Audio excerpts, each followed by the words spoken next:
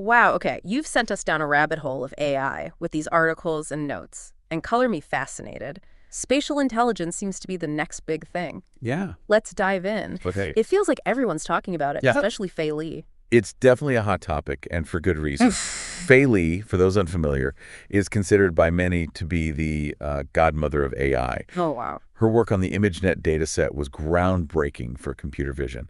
Now with her company World Labs, she's pushing the boundaries even further with spatial intelligence. ImageNet, World Labs. Okay, it's a lot to unpack. So where do we even begin? What is spatial intelligence, and how is it different from the AI we're already seeing with things like ChatGPT? That's a great question, and it gets to the heart of what Fei Li and other researchers like Jan LeCun are arguing. They're saying that focusing solely on language is holding AI back from reaching its full potential. Okay, I'm intrigued. I mean, ChatGPT is cool and all, but it's Yeah. not exactly HAL 9000. Right. So what's the limitation of language? Well, LeCun argues that language is a generated signal. Okay. It evolved for humans to communicate with each other, not to create a perfect representation of the physical world. Okay. It's like trying to understand the Grand Canyon just from reading a postcard. You're missing the depth, the scale, the full experience. That's a fantastic analogy. You're saying words can only take us so far. Exactly. And this isn't just theoretical. Justin Johnson, Fei Li's former student and co-founder of World Labs, talks about how even a few years ago, getting AI to generate realistic images from text descriptions was incredibly difficult. Wow. Language just doesn't capture the nuances of visual information in the same way that a 3D understanding does. Which brings us to spatial intelligence. We're moving from the one-dimensional world of text to the three dimensions we actually experience. Right, precisely. Yeah. Think of it as AI gaining the ability to perceive, reason, and even act within a 3D environment. Okay. It's about understanding objects, their relationships to each other, and how they move and interact in space and time. So it's not just about seeing in 3D, it's about comprehending the world in 3D, much like humans do. Exactly. And what's fascinating is that humans actually see in 2D. Our retinas are flat, but our brains take that 2D information and construct a 3D understanding of the world. Spatial AI aims to replicate this process. Okay, so if we're talking about AI that can understand depth, spatial relationships, are we essentially talking about giving robots superpowered vision? That's a great point. Is spatial intelligence just about better robot vision, or is it something much bigger? It's definitely a key element in robotics, but spatial intelligence goes far beyond that.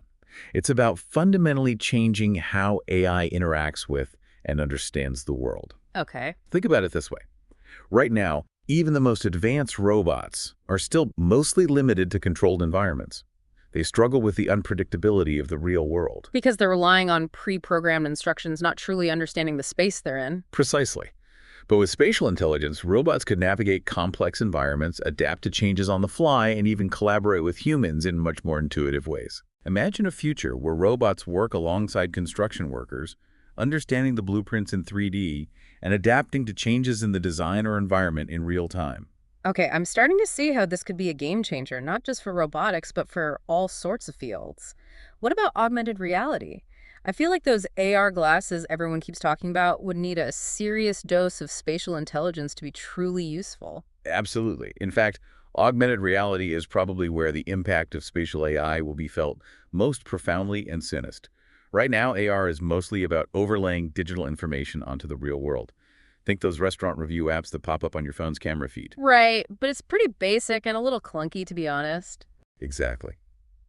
But with spatial AI, AR could become truly immersive and interactive.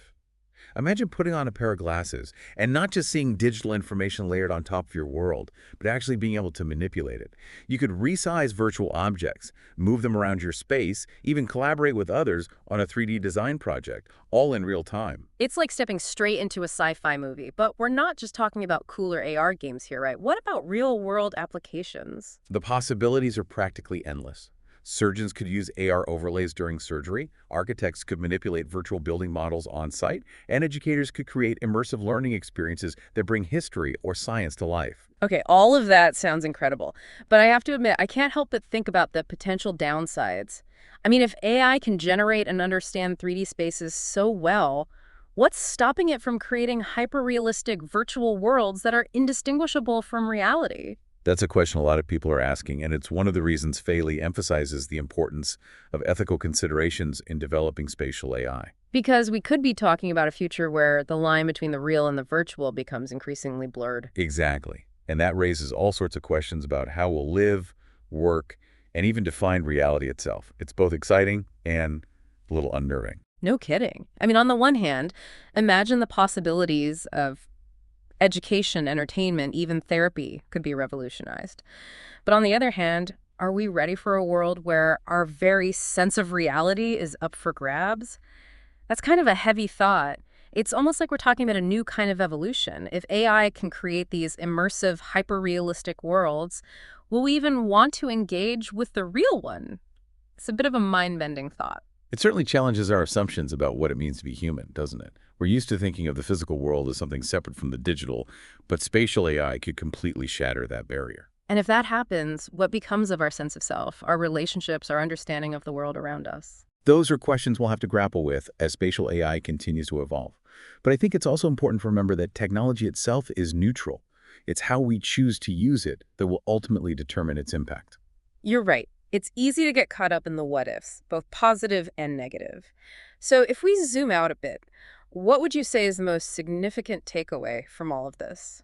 For me, it's the shift in perspective that spatial AI represents. We've spent decades trying to make AI understand the world through the lens of language, but now we're realizing that true intelligence might lie in replicating the way humans experience and interact with the world in 3 dimensions. It's a profound shift, and one that could have far-reaching consequences. It's like we're finally teaching AI to see the world as we do, in all its complexity and wonder.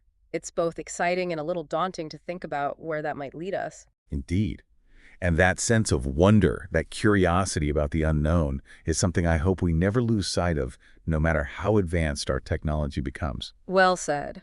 So, to our listeners out there, if you're as fascinated by this as we are, we encourage you to dive deeper into the world of spatial intelligence. It's a field that's evolving rapidly, and who knows what incredible breakthroughs we'll see in the years to come. This has been quite the deep dive, and we appreciate you joining us for the journey.